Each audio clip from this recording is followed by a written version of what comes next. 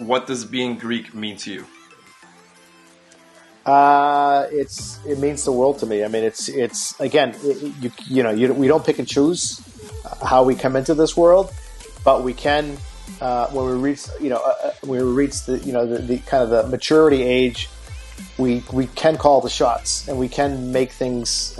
We can begin to make decisions on our own. And for a lot of people, it doesn't. It's going in a different direction or not helping. I think I'm one that's, even every day I'm learning more and more about myself, about my heritage, my culture and faith. And I'm trying to do as much as I can to be a major player in it if I can, and help others around me feel that excitement experience. So hopefully they have similar impact by it. Welcome to this episode of Greece Chats. In today's episode, I'm joined by Drake Behrakis. Drake is a Greek American from the greater Boston area. Drake is the founder of Marwick Associates real estate investment company. Drake has a track record of 20 plus years when it comes to real estate, accounting, and finance, as well as 20 plus years of philanthropic work. Drake is also involved in many Greek organizations, such as the National Hellenic Society, among others. So, let's jump into this conversation with Drake. Hey, Drake. Hey, Tony. Good evening. How are you? How are you? I'm great, thank you. How you doing? Thank you. Hope you had a nice Thanksgiving weekend. Likewise. Thanks for coming on the show. I know I've been occasionally mentioning this over the last couple of years, and I'm excited that we're finally going to get to this. My pleasure as well. Thank you. Let's jump right into it. Can you introduce yourself for our followers and that are interested in this episode? Sure. My name is Drake Behrakis. I'm a second-generation Greek American who grew up in Lowell, Massachusetts. I've pretty much been raised and lived my entire life in Massachusetts. I studied locally, went to Boston College for my undergraduate degree in business finance, graduate school at Northeastern University, and my MBA. I worked in a number of different industries, including family business. And for roughly the last 25 years, I've been running my own commercial real estate investment firm in Boston and Washington, D.C. And as you know, I'm very active on a number of fronts, both in the secular and non-secular world. I've been involved in a number of organizations, both locally and nationally, as well as international. And for the most part, it's all about my background, my history, my culture and faith, which I take a lot of great pride in. That's amazing. I know you said you're involved in a ton, whether it's business, philanthropy. Do you mind listing off a few of these? Do we have an hour? No, I'm just kidding. Yeah, sure. I mean, the most prominent right now for me is the National Hellenic Society, which is a Hellenic Cultural Foundation. I'm also involved on the board of the Hellenic Initiative, which we all know is to assist Greece, the diaspora coming together to assist Greece in economic development as well as crisis relief. And I'm also involved in the church, the Archdiocesan Council. I'm an Archon, Order of St. Andrew as well, and and I've been involved in the past in a number of different organizations, again, both locally and nationally, trying to keep and not only preserve our wonderful heritage and faith, but also to continue to find ways to help perpetuate it and make sure that it doesn't get lost in the next generation, that they carry the flame and bring it hopefully to a whole nother level. Yeah, that's definitely important. All right, so I'm going to kick things off with, let's jump right into real estate. I know you have a huge history in real estate. Last winter, I came to your speech at BC, and it was super interesting. And the first thing I said is I would love to have you share all of this on a recording for my followers and listeners. So can we jump right into that and talk to me about your history in real estate and maybe a little bit of some tips, somebody that might be just starting out? Take the floor. Sure, thank you. Real estate, as you know, is an interesting asset. Most people think of real estate, they think of where they live. I mean, that's the most prominent, right? Whether you're in a house, an apartment, a condo, wherever. That's a physical asset called real estate. And, that's also, as an investment, it's also a way to diversify if you have other assets that you own. But also it's a business. It can be a business as well by accumulating real estate. Whether it's one property or 100 properties, I think that the fundamentals are pretty much the same. I've been in it for 25 plus years. My dad actually started it, even though he was in the pharmaceutical business his whole life. He did it more as a way to help revitalize not only himself but others in the Lowell, Massachusetts area back in the 1980s and 90s when we went through a pretty severe recession. A lot of people in the area jumped in to kind of help the city by acquiring old, dilapidated, turn of the century buildings that were back during the Industrial Revolution, and they redeveloped them into more modern day office, retail, loft apartments, and so forth. And when the markets turned in the 90s, the city came back to life. And I at the time I was actually working for my dad in his pharmaceutical business, and he asked me if I wanted to jump in and take over real estate. And at the time, again, my background's been all pretty much financial and accounting, working for a number of different companies outside of my family. And I thought it was an interesting asset to jump into because of the financial background I had, but also because, I saw what my dad had done in a short amount of time. And so I started my own portfolio slowly up in the Merrimack Valley, an area which I grew up in and I was very familiar with. And then we slowly built it out into Boston, Metro West. A lot of different types of real estate, office buildings as well as, some small shopping centers, as well as some industrial property as well, warehouses and so forth. And we're pretty much what I would say is purely investors in real estate. We don't do construction. We don't develop properties, and we're in the commercial space. We're not into residential. We don't build homes or we don't buy homes or rent them. We're pretty much the traditional commercial, which is industrial, office, and retail. And so, been doing that for 25 plus years. It's, gone through, like anything else, every industry goes through its ups and downs. Real estate has had a tremendous run here, not only across the country in most areas, but, in this Boston marketplace, let's say, where we're most familiar with, we've got the added benefit of having a solid foundation of the universities and colleges that are here. And that obviously is a strong foundation to make sure that there's people coming and going and staying here. And at the same time, we've seen the huge investment that's been made in not only in our healthcare system here with the hospitals and the medical centers, but also the research that's happened here, starting off primarily in Cambridge, decades ago, and now it's all over. It's in Lexington, it's in Waltham, it's in Boston as well. And so I think those two industries in general have pretty much led to a very strong footing. And because of that, because of the population, because of those types of businesses, you have a lot of the financial services need to be here as well. Boston is still it's not New York by any means, but it's a major city with major infrastructure.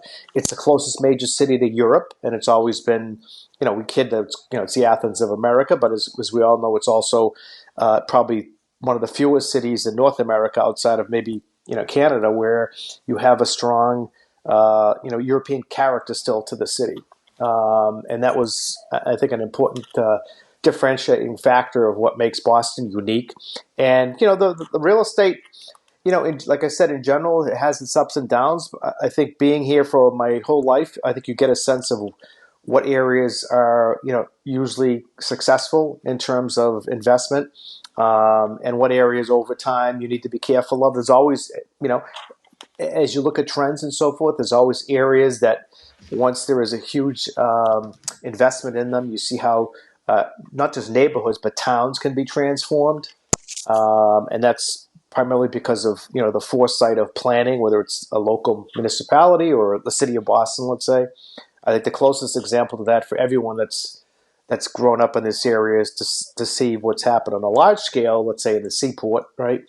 How that was an industrial, marine-based kind of dark area for a number of years that had some restaurants, and fish dispensaries and so forth. But now it's a mini Manhattan, so to speak, with what's going on. That's obviously an extreme, but at the same time, you look at some areas of like Somerville, Assembly Square, where that's been built out. You look down at Hingham, decades ago, the Derby shops were set up there. I mean, these types of regional real estate become important to the communities that we live in and grow up in and work in, because they add different types of value to them. And it goes back to the old adage of what you learn not only in school, but what you read and hear is, real estate at the end of the day is it's still all about location, right? And I think the advantage you have of investing in real estate locally is if you're familiar with a certain town or a certain county, let's say, or a region. It doesn't have to be in Massachusetts. It could be anywhere in the country, anywhere in this country or in the world, quite frankly.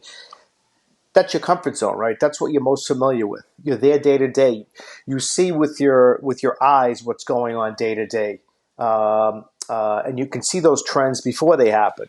See areas that are not performing well because there's no investment, and buildings are being left to kind of fall apart, versus neighborhoods that all of a sudden are starting to be revitalized because of either government subsidies or incentives, or developers coming in and making changes. And that's, I think, the beauty of real estate is again, nobody can predict the future, but on a day-to-day basis, being kind of on the ground, you can get to see what's going on locally, and you can get, everyone can get all the statistics and all the data and all the trends that they want. But I think at the end of the day, there's nothing that can replace being live and in the moment to see day to day what's happening in certain areas, and getting a sense of, is this a good opportunity to invest?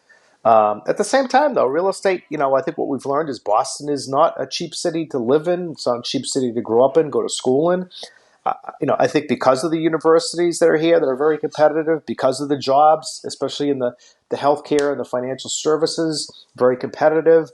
It's made it a expensive place to live, and I think you've seen that in the real estate valuations over time, and not only just in acquiring homes, but also renting. Renting apartments. You've seen the numbers, how they've changed, particularly in and around the Boston area, and so it's obviously, as I said earlier, it's everyone is familiar with it because you live in some type of real estate.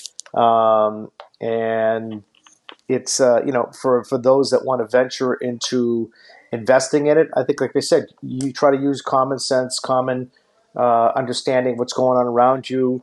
I think you always take the conservative approach because it is a big investment, and you need to be, like I said, cautious about it. You can't jump in over your head, but I think it's if you do it the right way and smart and plan it out, I think it can be a good way to invest, a good way to diversify whatever assets you do have. The other thing, which was actually for me, personality wise, because I am kind of more of an impulsive, anxious person, is real estate was an interesting transition to me because think of it now, never mind 30 years ago. Think of today, right? Every financial transaction pretty much is immediate, right? You need cash. Yeah. You get your mobile device. You can do anything with your mobile device. You could buy other assets like stocks and bonds. You could purchase things immediately online. It doesn't happen in real estate. When you're purchasing a home, or when you're renting an apartment, or you're looking to buy something as an investment in real estate, it doesn't happen overnight. So by design, it actually gives you time to make sure that you're not making a knee-jerk emotional decision. That you're going to have some time to kind of do what they say, due diligence, which is do your research to make sure there's nothing wrong with what you're buying, to make sure it's up to code. There's no issues, structural issues. There's no legal issues, that type of thing. So I think by design, real estate is an asset that kind of slows you down anyway in this fast-paced world we're in. And so I think having that extra time also helps because at some point you say, gee, I might have jumped into this too quick. I still have time to get out, without losing money. So, I think just by the nature of it, it can be, I think a good asset to really make sure and focus that you're doing the right thing and you have the time to do it versus, you hear about everything that's happening in the world with a certain stock and you're like, oh, I got to jump into this stock and you do it today or crypto like Bitcoin and you jump into it today. I mean, once you're in, right? You can back out, but if the price drops the next day, you're at a loss. Where real estate, you're going to have, real estate transactions can happen pretty quickly, but, there's legal documents, all that stuff, like I said, inspections that are required of you. And so, most often than not, it's good 30 days and, you'll have a good sense of what's going on. Sure. Awesome. That was a ton. But I have one question. Yeah. Sure. Can you talk to me about maybe some common myths and not only common myths, is there ever a bad time or a good time, especially, let's say, a first-time buyer, they might be scared of all these rate hikes. Yep. Is that something to consider, or is it better just to get your hands on something? I think it's definitely something to consider. Like I said, it depends on your comfort level, of course, what you're comfortable in doing, where you want to go, how much you want to spend, and what your risk tolerance is. Now, certainly for a lot of people, if it's renting their primary place of living or buying a house for the first time, where they're actually going to live, I think it's less of an issue because at the end of the day, yes, I think we've kind of learned over the past 30 years that buying a home is at the end of the day an investment. But traditionally, growing up, I remember with my parents and reading even before that with my grandparents when they first came over here. Buying a home was a rite of passage. It wasn't considered an investment. It was your major asset. And so, yeah, you're not gonna overextend yourself and buy a mansion if you can't afford one, right? You try to buy what you think you're going to use and need. And it has become much more challenging now with the interest rate environment we're in. It's much more costlier now to operate real estate because of inflation, because of energy costs that are up, and so that's something that the past 10, 15 years we haven't been used to. Because we've been everything's been great. Inflation was low, interest rates were low. You could borrow, not worry about high loans and so forth, or high loan payment, so forth. That's changed, and that's but that traditionally that's the way the market's always been, right? You have ups and downs. This has just been a long period of ups, and so you need to be cautious. If you're doing it as an investment versus again buying your own home, let's say, or renting your own home, I think that adds now another layer of what are your goals? If you're making a real estate investment, it is a tricky time right now. Not to say there aren't hidden opportunities. I think you got to really look hard for them. As people say, you never want to buy at the high end of a market or at the high price of a stock. You want to try to buy at the low end. But again, nobody can predict these things. Day to day, you can get a sense of trends and so forth. But like anything else, we never know if we're in a recession or not, or if we're in a strong growth period until it actually happens, right? So if you don't have that risk tolerance of going all out, which very few people do, then you stay within your comfort zone, what you can afford. You figure out how much it's going to cost you. You want to really, really having a strong financial picture in front of you, I think, is the most critical for a real estate investment. And to play the various scenarios. I mean, obviously, interest rates have gone up a lot. Will they go up again? Will they go up much higher? Nobody seems to think so. But you need to factor that in. They could go up a little bit. They're not going to probably drop back to where they were. So these are the types of things you need to factor in when you're making purchases like this. But at the end of the day, like I said, it's what you're comfortable doing, regardless of what your risk tolerance is, and making sure that you take I like to take a conservative approach.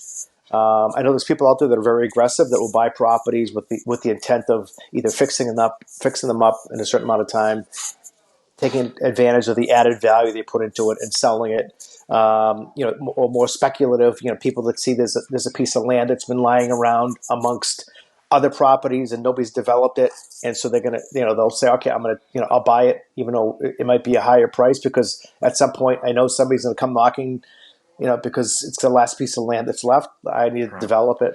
So again, it's risk tolerance. It's what you can afford, what you can't afford, and making sure you have a real strong understanding of what the financial situation will be, not only in the short term, but in the long term. And the other thing I want to make sure I'm telling everybody is that we've always, and I think it's from my dad, and we've kept that discipline is, we look at it as a long-term investment. Real estate, you make your money two ways, right? You make it by the rent that you receive, hopefully the net rent you should be making, a positive cash flow at the end of the day. You're making profit, right? That's the immediate year-to-year income that you receive. But you also can make it on appreciation. But again, nobody knows where appreciation is. You can predict rents for the next year, 2, maybe 3 years, right? And then things could change, right? But you really can't predict appreciation. And so if you're in real estate for the long term, that tends to balance out in your favor, and you more than make up for it with the income that you receive over the life of the property if you decide to hold on to it. Right. Amazing. Hope that helps. I think that was a good one. Also, I mentioned earlier, myth versus reality. The whole, location thing. I think that's what sticks is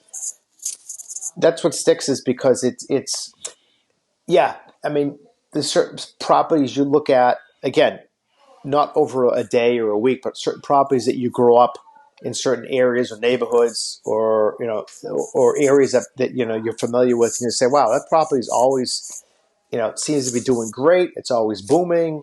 There's always somebody there. Always has good businesses. And there's a lot of reasons for that. It could be at the actual physical location, right? It could be next to a train stop. It could have plenty of parking. It could be easy on and off highways. A lot of these factors that go into, what makes a certain real estate asset more prominent than others, right? And again, everyone's preference can be different, but depending on, again, what type of real estate you have, if you own retail properties, obviously you want to be in high traffic areas, right? If you own restaurants or hotels, you need to be in easy accessible areas.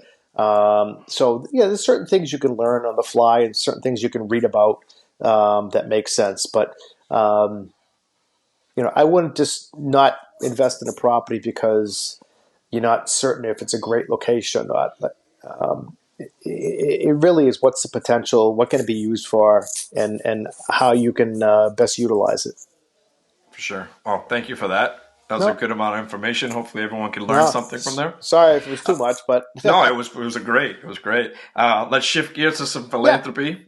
Talk to me about philanthropy, what it means to you. I know it's something you're really proud of. So talk to me. Sure. Well, again, I go back to, I think it's who we are as Greeks and Greeks Americans. I think, philanthropy is kind of in our DNA. But obviously, I first and foremost, I've had, the great fortune of having the parents that I do, that really set great examples for my sisters and I, as well as the rest of the family over time. I was fortunate enough to grow up when my dad was working hard, trying to build a business, and then was successful financially. And, the first thing he did was, wasn't, I want to buy a second home or a third car or get a fancy brand new car. It was, how can I help? How can I help society? How can I help my community? Whether it was my local church, my local school, my local museum, anything that needed help. And so, I've learned that over my life, watching my parents in action and what the impact that philanthropy can make, not only at the local level, but the national and on a global level as well. And especially when more and more people come together for a common cause. And so, I learned it from them. And, when I had the opportunity to kind of give back on my own, when I made a little bit of money early in my career, I started doing that because the act of giving and watching other people benefit by it, I think is just, you can't put a price on it. And so, again, I've been fortunate enough to be involved in a number of different organizations and charities, both locally and nationally. And what I tell people, and obviously a lot of schools now are trying to get the students, not just Greek schools, but regular schools, public and private, are trying to get into the curriculum and get into the educational system of the importance of giving back, whether it's service, volunteer. It doesn't have to be writing a check all the time. It's giving of your time, right? In some regards, giving of your expertise to help others, help others that they're either are in need or are in need of assistance or in need of helping, maintain something that's important, a major important asset to a community, like a museum or a community center or a library, anything like that, or a theater. And so, what I've learned over time is, you obviously, and it's even more complicated now because there's so many different groups that have so many different needs. And it's never an issue of I can't find good things to give to. There's plenty of that. The question sometimes is, how do you best manage that, right? I mean, there's so many great organizations out there, but you can't, nobody except for Gates or Rockefeller or Bezos can write big checks to hundreds of organizations, right? Most people can't do that. So I think what you do is you stay close to home. You see what you're passionate about, what drives you. Is it giving back to the university or school that helped make you into the person you are today? Is it giving it back to the church or community center that you worked at or you grew up in, or you have a certain interest? You're into theater, you're into sports, you're into whatever. And so I think that to me is how I think philanthropy works best. Giving from your heart. And giving to things that you're passionate about. For me, it's again, obviously my background being with such a close Greek American family has always been faith and our heritage, and so I've been involved in organizations. I was on the board of trustees at Boston College, my alma mater. I was involved in a hospital in Boston for a while. Again, these are things that my dad's background was in healthcare. I worked for him, so I was interested in that. Boston College is where I went to school. I've always been interested in doing what I can to help there. But at the end of the day, it's all been about to me, Hellenism and Orthodoxy, both on the local and national level. And I've been involved and fortunate to be involved in a number of different organizations, not just as a philanthropist, but as active board member. I'm the type of person where as much as I like to write a check, I'd like to be involved if I can. I think I have a lot to add. I'm not saying that I have all the answers. I don't. Nobody does. But I'm a person that has to, be 100% involved. Otherwise, I think I'm shortchanging the organization. So, I like to go all in and try to help as much as I can in terms of offering my feedback, my advice, my expertise if it's useful. And so, and I've enjoyed it. That doesn't say that it doesn't come without its challenges and so forth. As I said, real estate. I spent a lot of time in the real estate market and also in the healthcare in the past. So, to some organizations like a Boston College or to a hospital, major organizations, you have that expertise that you could bring to the table. To others, or even like a church. I was involved in when we were in a church in Watertown for a number of years where the kids grew up. I was on the endowment committee. I was on helping with fundraising and so forth. And so, there's different ways I think you can help. And I think philanthropy is important. It's just the right thing to do at the end of the day, in my mind. And if you want to get into anything specific, I can certainly. The other thing too, which I think is important, and I think it is something that should be said. I think a lot of times we get too caught up in trying to save the world, all of us, right? Mm-hmm. And I mean that not in a bad way, but it's just that we get so passionate about things that we really want to make sure that things are working or happening, or the organization that we're supporting can do the best it can. But at the end of the day, you're just one person. You need the help of the people around you, the other supporters, the people that are maybe working for the organization, for the charity, and so you also need to understand that there's going to be a lot of different discussions and ideas, and you might be right sometimes, you may be wrong sometimes. You just have to take that. And the other thing too is, I think, which is important. I know we're talking more about the administrative side of philanthropy than we are pure philanthropy. But for a lot of people that are involved in organizations, if they're fortunate enough to serve on boards or committees, um, there is. I think there's, unfortunately, in our community, there is a stigma. I think we're all at fault for that. Where if somebody's doing great and doing well, then okay, continue serving, continue serving, continue serving, and as much as that is important, and I'm not talking about term limits or age limits, but I think it's also important for any organization to transition, to get younger people involved when it's the right time, because that's the only way you perpetuate things. It's not me staying on an organization for 50 years and then calling it a day when either I'm sick or I don't want to do it anymore, and then it's too late because we weren't able to recruit other people to kind of fill our shoes. I've been very proactive, especially the last 5 or 6 years, of looking at my commitments and the organizations I'm involved with and saying, okay, I've played my part. I'll continue to support, but let other people, have the luxury of, or not the luxury, let other people have the good fortune of being involved and feeling what it's like to help make decisions, help advise. And, I think we can't do that. We shouldn't be doing that. We shouldn't look at it as a career kind of job for us, let's say, or a career commitment. In certain situations it does work, but for the most part, again, we've got so many organizations in our communities and so many great people at them. But at the same time, if we want to make sure that the younger generation or our children, let's say, have an opportunity to serve, we got to keep the door open for them to do that. And I think that's probably one of the biggest challenges that I've seen in philanthropy in general, but not just in our own Greek community, but outside the community. It's transition into the next generation. It's when do you empower? When do you engage? You don't want to do it too early because they're not experienced and they don't have the financial wherewithal. But at the same time, if you wait too late, you've lost them. And so I think we need to do as a community a better job of definitely getting next gen much more engaged at an earlier time frame. Awesome. Thank you for that. No. You And I'm trying to be, mentioned like I earlier. said, I mean, I could sit here and talk about myself, but if I'm not going to be honest Yeah. and call it the way I see it and be honest with myself too.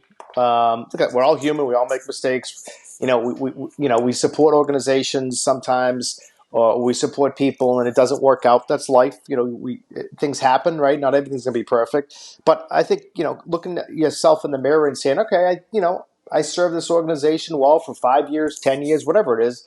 It's time for me to move on and let somebody else, have the same experience that I did, and I'll do as much as I can to help them transition and help them, fill my shoes, let's say. But we need to, I think, as a community, like I said, I think we need to do a much better job of doing that. And quite frankly, the organizations that are successful are the ones that are doing it already. Where you see a vibrant next generation, whether it's young professional or a student, whatever component that they're getting them involved and getting them active and making sure that they are a part of it or feel a part of it, even though they might not be able to write a big check right now in their careers. Amazing. So you mentioned earlier about most of your work is right now is through the National Hellenic Society. Yes. Talk to me about it. What is this organization exactly, and what are some of the programs it provides? Sure. It's simplest way. It's obviously it's a charitable organization. It's what I call it's a cultural foundation that focuses on not only maintaining our Hellenic heritage and culture here in the States, but perpetuating it, making sure that the families, communities are kept engaged, and that there's ways to create programs that keep people active and can perpetuate our important heritage and culture. And so I was blessed to be involved in the organization, asked to serve on the board and actually serve as a chair, which to me is the ultimate honor for any person that's involved in an organization is whether you're a president or a chair, even though we're volunteers, right? We're not paid.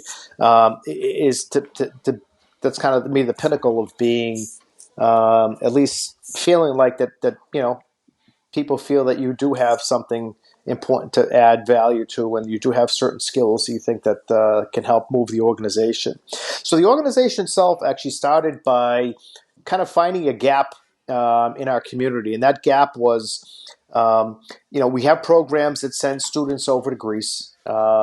Students, high school students, can go to Ionian Village.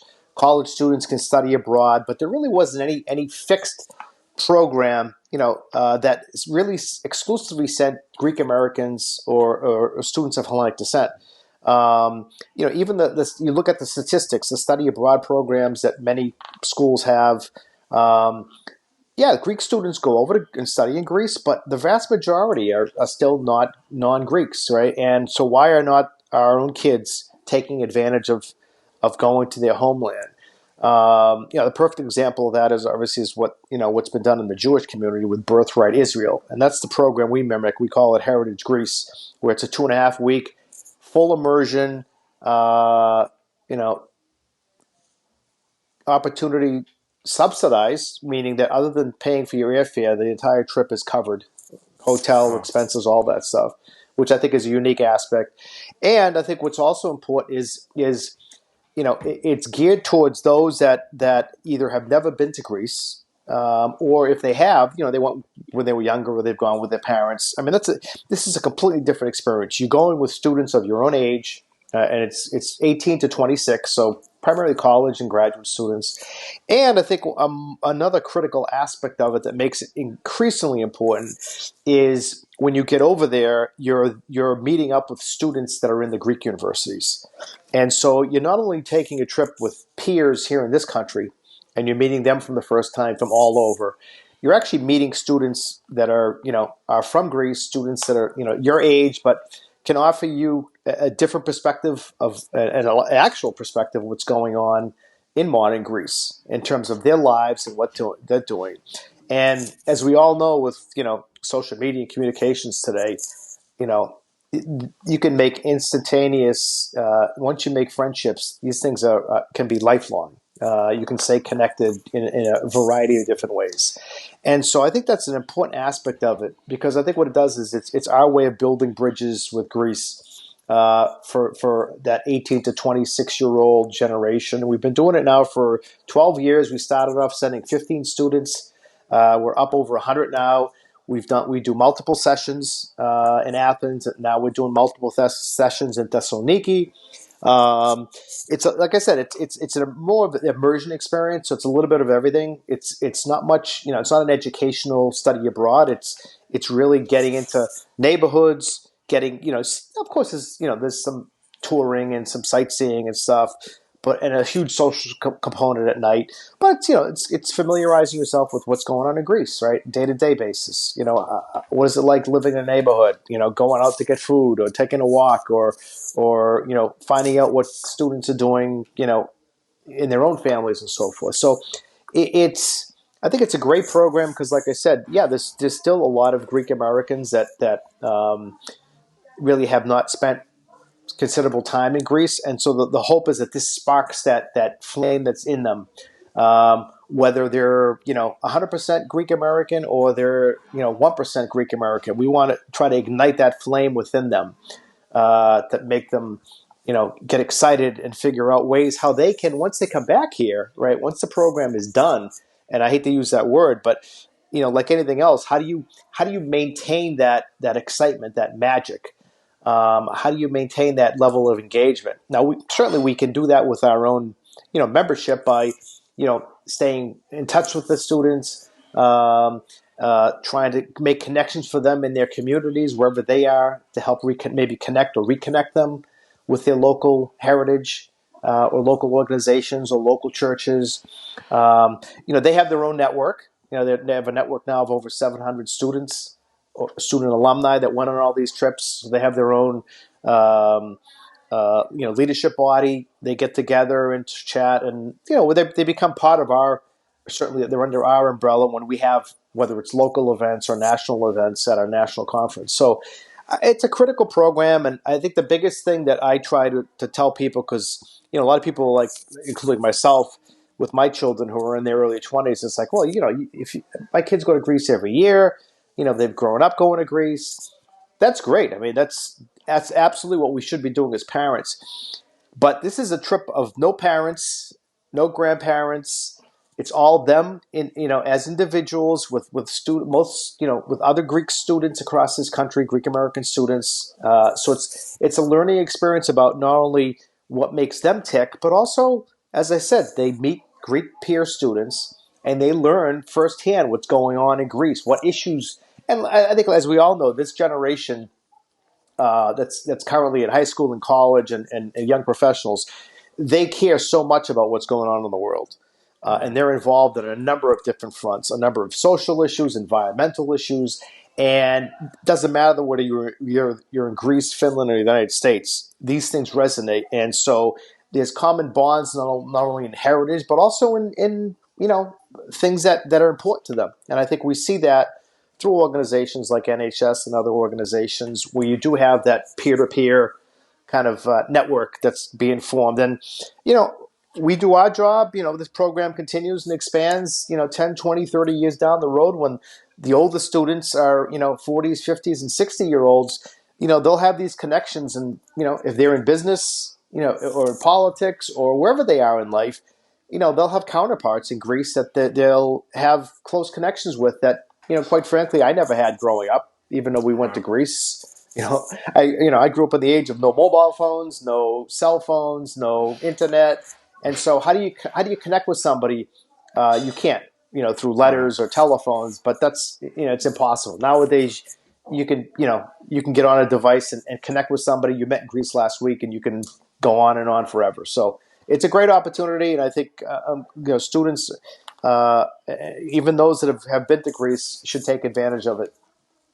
Because again, it's adding a complete different element. It's not not going there for a class. Although that has a great benefit too, because if you're there for a semester, there's no much, again, no better way to learn a culture and learn what's going on in a country by immersing yourself over an extended period of time. So I'm all for all these programs that do that and bring students over to Greece. And make connections at early ages with fellow Greek students from all over the world. Awesome. What or who inspires your work ethic every day? I think it's a number of fronts. Obviously, certainly, growing up, seeing my parents. My mom was a home worker, so I used to see how hard she worked at home, raising 4 kids, and making sure we're ready to go and getting us off, and we're driving her crazy every day. And at the same time, I saw my dad, who was in the business world, traveling a lot, trying to establish himself, working hard. They certainly, that inspiration at the beginning of my life was, and even to today, God willing, they're still alive and well. I still see them even at their ages now, how they've made a difference and how inspirational they are. But also, I think I don't want to use this word lightly, but I think there's a legacy in all of us, Tony. Right? We all have and it's not just us that are Greek Americans or Greeks. It's anybody. Everyone has a legacy, and I think it's important that we embrace that legacy. And I was blessed to have grown up with 3 out of my 4 grandparents, and to hear that perspective, to see what they went through. Maybe not, we fully didn't understand it, but at a younger age, but to hear about it, to learn about it, to see what they carried on or carried down from their families back in Greece, and then to see what our parents and our aunts and uncles continued. To me, that was a very important lesson. It's instilled in you that there's a obligation or a duty to continue that yourself and kind of extend that legacy and be that kind of flame bearer, torch bearer, and making sure that you instill that into your children or your obviously grandchildren if you ever have them, or your nieces and nephews, even your friends. I mean, I think one of the most important things I've enjoyed is not that I both friends that are of Greek descent or not, is that they see Drake kind of in action, or people like me in action, and what I'm passionate about, and it can be contagious. A lot of people that will say, "Wow, you guys are great," and you get together, you're committed to things, and I hope at the end of the day not just for my family, but I'm inspiring others that are not only my age, but not only, like I said, in the Greek community, they could be outside as well, that just feel that we've got something very special. Our background is very special. It's not the the chest pumping.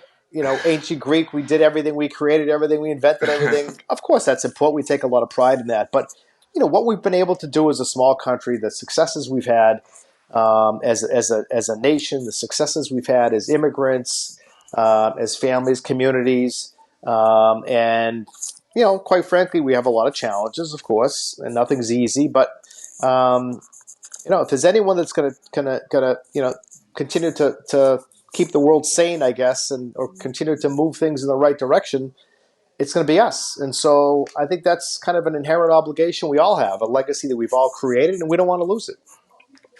Awesome. All right, so up next, I want to talk about Greece. Yes. But before we do that, I do need to read off a few ads that make this podcast possible. So I will read them off now. So up first, we have Origins. Origins is a new app on the App Store, on the Google Play Store. And what this app is the perfect travel companion. Imagine a GPS-based app that is designed to connect you with people that have similar roots as you. So very fitting to traveling and being a Greek. So that's the way it works is, let's say I punch in, I'm from Boston, I'm from Kalamata, I'm from Kalimnos, Greece, and let's say I go on a trip to Australia. It'll show me people that share those routes, GPS-based, as close as I can. Then I can connect with them. So hop on the App Store. It's called Origins. Up next, we have Castra Elion Premium Sippin' Vodka. This is a Greek vodka distilled from Greek olives out of Naupaktos, Greece. Have you been to Naupaktos? I haven't been yet, and everyone raves about it. No, I have not. But that's where our Greek ambassador is from, though. Yes. Greek ambassador Tsounis, yes. I haven't been to Naupaktos, but I've tried it. Castra Leon, very, very delicious. Please drink responsibly and check your local regulations. Up next, we have Klosti. Klosti makes handmade Greek products for all occasions, for men, women, children, and all holidays. They are handmade out of Greece. Check out KLOST. Sorry, not KLOST. KLOSTI.com. Klosti. Got a couple more. If you live in the United States and you're looking to get pre-approved for your home, check out Savas Fetsfatsidis. He's a mortgage lender helping Greeks and non-Greeks in America. Check him out at Savas Mortgage on Instagram. If you are part of the Greek diaspora and you're looking to claim your Greek citizenship, at Greece Media, we can help you do just that. Go to greece-media.com/Greek citizenship. And last but not least, when you're planning your next trip to Greece and you want all your travel benefits, you want someone to design you a trip of a lifetime, or just simply want to book the best available hotels, the best available excursions, head to greece-media.com. I think I got them all. That's all of them. Let's get back to this. I want to talk Greece. Where do you call home in Greece? All over. Okay, specifically, my parents, as I said earlier, I'm second generation. My parents were both born here in the States. On my dad's side of the family, my grandparents were from the southern Peloponnese, Laconia Mani. Unfortunately, they came over here, and a lot of the relatives moved into Athens. So not too many, other than owning summer homes, not too many people still reside there, even though it's a beautiful area. And we really, other than visiting once or twice as a younger child, they really didn't have that kind of chorio experience or village experience like a lot of Greek Americans may have had. My mom's side of the family, a little bit of a different story. She's from central Greece, from Kalambaka, which is at the foot of the Meteora. Yes. Again, another beautiful area of Greece. Her entire families all came to the States. So there was really, other than very distant cousins, nobody that we knew there. And that's kind of, I don't think I'm unique by any means, but that's kind of the paradigm of me growing up here, where, my grandparents came over here in the 1900s. They came over here because, Greece, quite frankly, was still figuring itself out after independence, after civil wars, after, Turkish occupation, trying to figure all that stuff out, and then getting into the Balkan and world wars. And so then they didn't have money, of course, so nobody went back to Greece. It wasn't as if the immigrants that came here in the 60s and 70s were a little more well off, where they could go back to their villages or back to the cities and spend summers there. We never did that growing up. So, which I think is an important part of what shaped me as an individual, because kind of later in life now, I've been in these organizations I've been involved with. It's become much more important for me, much more passionate for me to see how I can help and what I can do to help, not just helping our own families or people we know, friends, but helping organizations, helping build the country. My second home, and my newer home, is when I got married to my wife Maria 27 years ago, is Thessaloniki, and that's where her family's from. Her parents are originally from Kozani, which is Macedonia, west, kind of central west Greece, northern Greece, west of Thessaloniki, but most of them, other than the village, moved to Thessaloniki, but she had a village. My wife, and I'm envious, had that village experience growing up, because she still had aunts and uncles back in Greece, as well as cousins. And even though a lot of them are in Thessaloniki now, they're very close. And I never had that growing up. I've reconnected with family members in Athens and so forth, distant cousins, and we've become much closer. But having that village experience, having that outside of the city experience, I think is invaluable, because it really tells us the story of what Greece is all about. And so I'm continuing to me, I'm like a kid in a candy store. I continue every time I go over there. I find new things to do, new places to visit.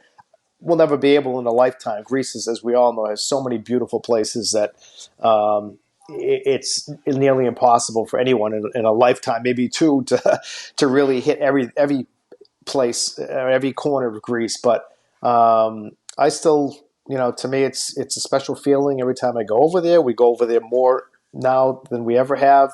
We're looking to hopefully buy a second home there from here, obviously. Second home, have a home in Greece, and use that as our way of kind of my, not my latter years of life, but where I am in this phase of my life to really help and give back in a variety of different ways. Again, charitable, but also, I think the one thing we've all learned, Tony, a decade plus ago, not just those of us that were always interested in doing what we could to help Greece, but I think for a lot of Greek Americans that came over here or established themselves here, and really either didn't have the capacity, or if they did, they just couldn't deal with the bureaucracy or the red tape of Greece of the past.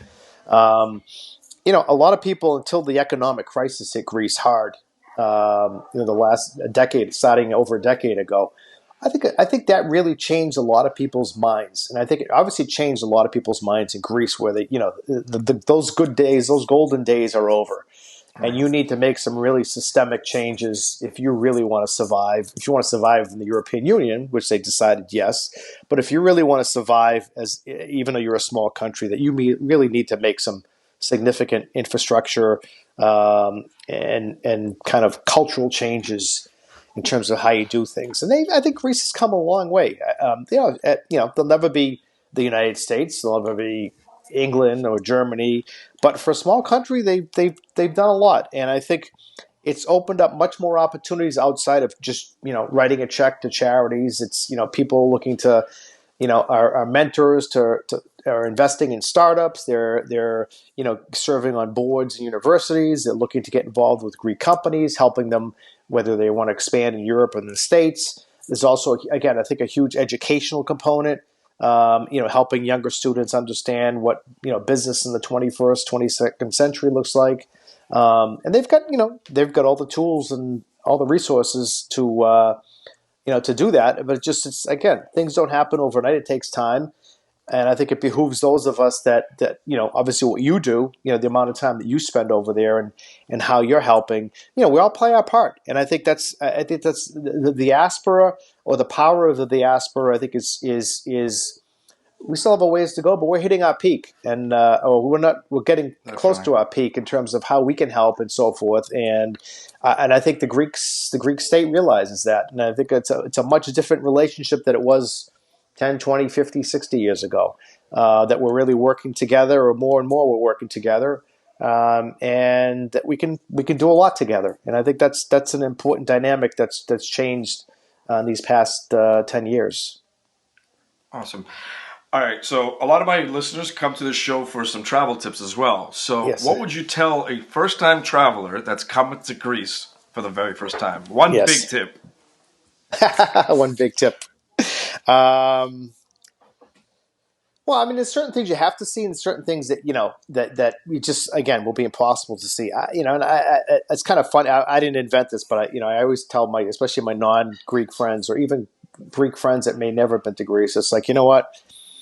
It's Yeah. There's always certain things you can look up, and this is the top attractions, and here's where you should go, and what you should do, and that's important, of course, if you have the time. But I tell everybody is, you could get blindfolded and parachuted into any part of Greece, and you'll fall in love with something. So I think there's no, in terms of travel tip. I mean, certainly, you want to see what the major cities have to offer, not just of the historical perspective, but what's going on, and really, go there with an open mind.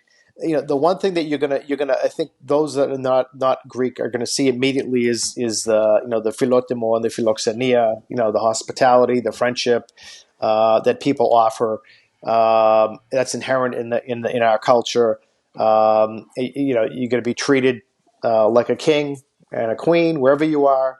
And hospitality is important, and I just enjoy it and soak it all in. Don't just go there for just the tourist classical things. Try to have as much of a full experience as you can, whatever amount of time you're going there for, and think outside the box. Greece is, I mean, everyone wants to go to Athens, of course. They want to go to Santorini and Mykonos, which is important, but there's just so much to see, so much to do, and so if I'm planning Greece for the first time, I would just make a list of what interests you the most, and then you'll find it in Greece. And I think, to me, that's probably the biggest thing. It's not like certain places you go to where there's only one area you're going to go to where all the resorts are and all the beaches are, and you're going to experience that. And you can kind of cover things, and if you do have to take tours, you can do it. Everything's manageable. Greece has a lot to offer, and so. Make a decision for your first time what you want to do. I'd say go open-minded if you can, but if you're just set on just tourism, I mean, on historical sites, or UNESCO's heritage sites, or the ancient sites, you can make a trip in and of itself. That's very easy to do, and there's so many resources out there, so many blogs, so many books written about it, so many travel agents out there, and so. The resources are there. I think you can get overwhelmed very easily. I would just stick to, what are the things that you really want to do and accomplish on that trip, and do it. It could be just simple. I just want to go to the beach. That's Yeah, fine. Go to the beach, go to the taverna, enjoy the seaside, and call it a day. That's fine too. for sure, for sure. Well said. All right, now I want to ask you a few questions. And I want your three favorites for each one. Okay. What are your three favorite Greek islands? Three favorite Greek islands. You know what? These are going to probably continue to evolve and change. Santorini, of course, I think without a question. I just think the beauty of the island and the scenery, and it's breathtaking. I mean, you can't put words to it until you're actually there and you see it For yourself. sure. That's number one, and that probably always will be in my top three, but that could change. As of late, I've really fallen in love with two islands we've been to the last couple of years, and that's Syros and Paros, which we had never been to. I just love the different culture and dynamic of these islands, and yeah, it's Greek people everywhere, but it's something about these islands that just makes them. It's just so unique. It's almost like you're in your own a separate country. And I just love the architecture, the different architecture. I love the geography. To me, is the most. That's to me, it's the most. It's the aesthetics. The that to me is what blows you away. Just you see things that are just amazing. So I think those are my three right now. But they could All change, right, like I said. for sure. It's always going to change. I mean, Um, to be honest, for a number of years it was Kerkira. okay. but which is Corfu, and just because of the sheer beauty of the greenery and the Yeah. influence, and it's still I still love it. It's one of the early islands I've been to, but I really like Siros and Paros. All right. What about your three favorite mainland destinations? Oh, mainland destinations. Okay. Definitely, I've fallen in love because of I'm a big golfer. I'm definitely in love with Costa Navarino in the Hmm. southwestern Peloponnese. I would say it's Greece's first major seaside resort, but it I'll tell you, as not only as a traveler, as a um, person who's into golf and as much loves Greek culture as much as anyone else. What they've developed there, and now with multiple properties, is I mean that rivals most places in the world. Never mind in Europe or the States. And so I'm very proud that they were able to do that. Thessaloniki, like I said, has become kind of my home.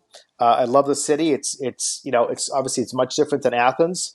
It's a much more manageable city. It's much more cosmopolitan. It's a beautiful city. It's got a lot of rich history, primarily because of the different influences from Ottoman to Byzantine to Jewish, everything. And so I really love going to Thessaloniki. And I think the third part is I really have a hard time beating the beaches in Halkidiki, which is again south of Thessaloniki. Those are some fascinating beaches and areas, and you can again you could spend a lifetime just exploring the beaches up north.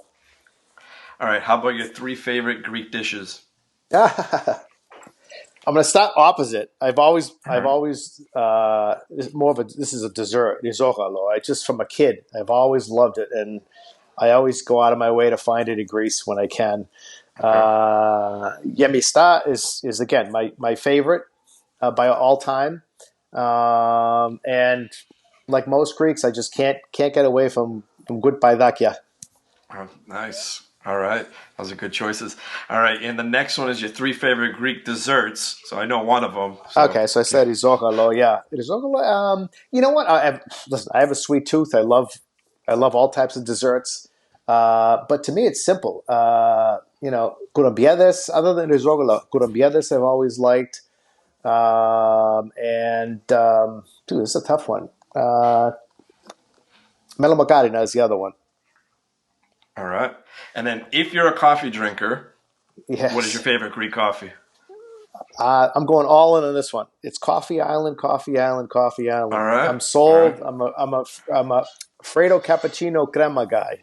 I love it. For All those of you right. that have been there, know that that's the ultimate sweet tooth. It's the cardiac killer, but it's I love it. It's they're all over Greece. I know there's a lot of different, obviously, great coffee shops, cafeterias in Greece. You can't beat it. But I don't know. I've just fallen in love with Coffee Island and their Awesome. Fredo I cappuccinos. yes. All right. Just have a couple questions left for you. Yeah, Um, this one's a yes or no. So if someone was planning to invest, but they want to invest in Greece, should they be sure. doing that in today's age? Absolutely. I think again, like anything else, you got to be cautious. You got to get unless you're there for a significant amount of time. We're talking about real estate before about location and having a good understanding. If you're spending a good amount of time in Greece, then you have an advantage because you get to see what's going on. But absolutely, and it's like anything else. Make sure you've got the good people around you, good people that are on the ground. Again, if you're not there that much, and you're buying a property or you're looking to invest in a business, you want to make sure that the people you're dealing with are solid. You can trust them. Again, business fundamentals. It doesn't matter where they are. Obviously, there's Hmm. cultural, legal, financial issues that are different in every country. Tax issues that you need to understand. But Definitely. I think it's even with real estate prices going up, as an American, you know, it's still not apples to apples.